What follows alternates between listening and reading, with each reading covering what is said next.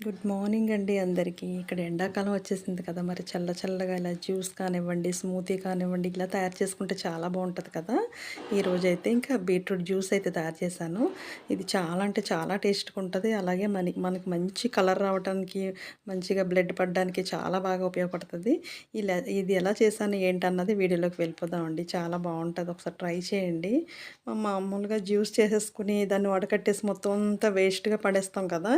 దీన్నైతే అలా పాడేయనవసరం లేదు. చక్కగా తాగేసేయొచ్చుమాట. చాలా అంటే చాలా బావుంటది.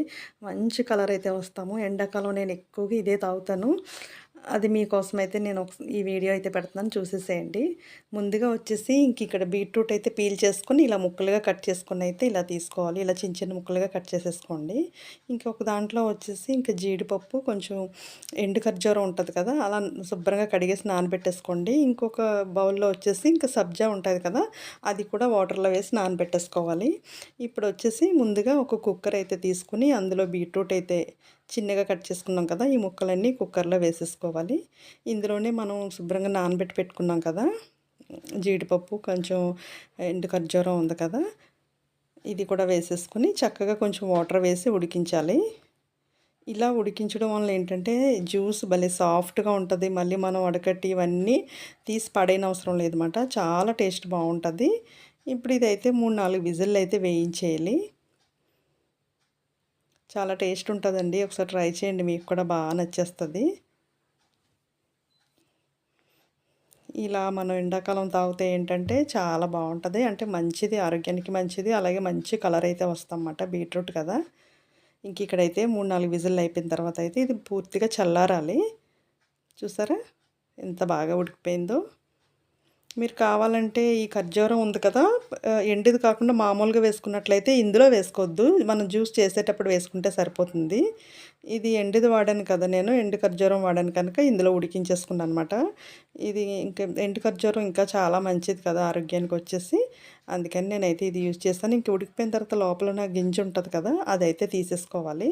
ఇంకా చాలా సులువుగా అయితే వచ్చేస్తదనమాట. ఇలా ఉడికించుకుంటే ఉడికిపోయిన తర్వాత చక్కగా గింజ అయితే వచ్చేస్తది.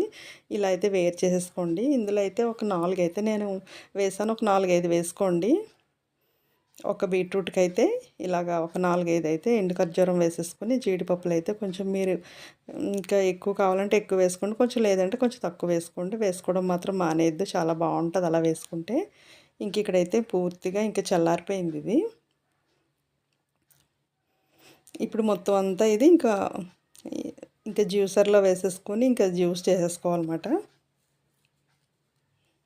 ఈ వాటర్‌తో సహా వేసేసుకోండి. చల్లారిపోయింది కదా! ఆ వాటర్ కూడా వేస్ట్ చేయొద్దు. అది కూడా వేసేసుకొని అయితే మెత్తగా జ్యూస్ చేసేసుకోండి వాటర్‌తో సహా వేసేసుకొని. ఇది మాత్రం తప్పకుండా ట్రై చేయండి. చాలా బావుంటది టేస్ట్ వచ్చేసి.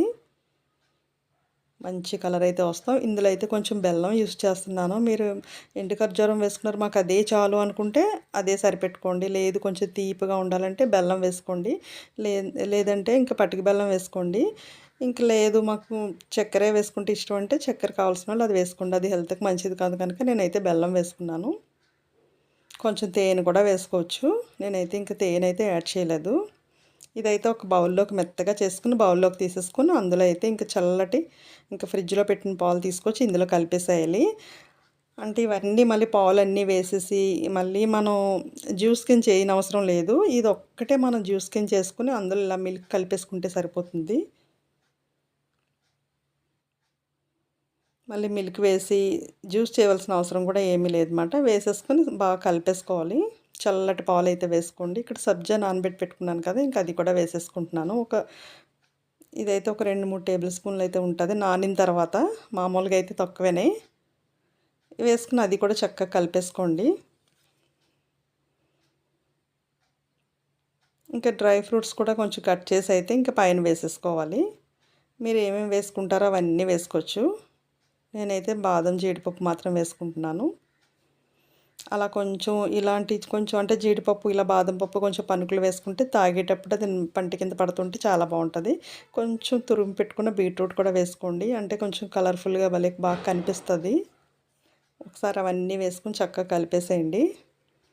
ఇక్కడైతే మన జ్యూస్ అయితే రెడీ అయిపోయింది.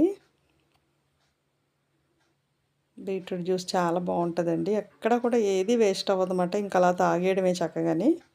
మామూలుగా అయితే మనం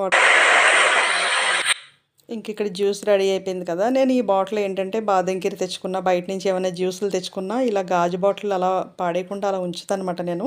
ఎందుకంటే నేను ఇంట్లో ఏమన్నా తయారు చేసి ఇలా బాటిల్‌లో వేసి ఫ్రిడ్జ్‌లో పెట్టుకుంటాను. ఇంక ఎండాకాలం వస్తుంది కదా! అలా అయితే పెట్టుకుంటానమాట. ఇంక ఇక్కడైతే గ్లాసులో వేసి చూపిస్తున్నాను చూడండి. అసలు ఎంత కలర్‌ఫుల్‌గా చాలా అంటే చాలా సూపర్‌గా ఉంటది.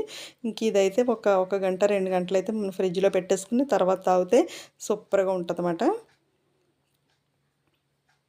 ఇంక ఇలా రెడీ చేసి బాటిల్‌లో వేసేసుకొని ఫ్రిడ్జ్‌లో పెట్టుకున్నామంటే ఇంక పిల్లలు స్కూల్ నుంచి వచ్చిన తర్వాత, కాలేజీ నుంచి వచ్చిన తర్వాత వాళ్ళకి అలా ఇస్తే చాలా హ్యాపీ ఫీల్ అయిపోతారు. బయట నుంచి తెచ్చారా అని అనుకుంటారన్నమాట. అంత టేస్ట్‌గా ఉంటది.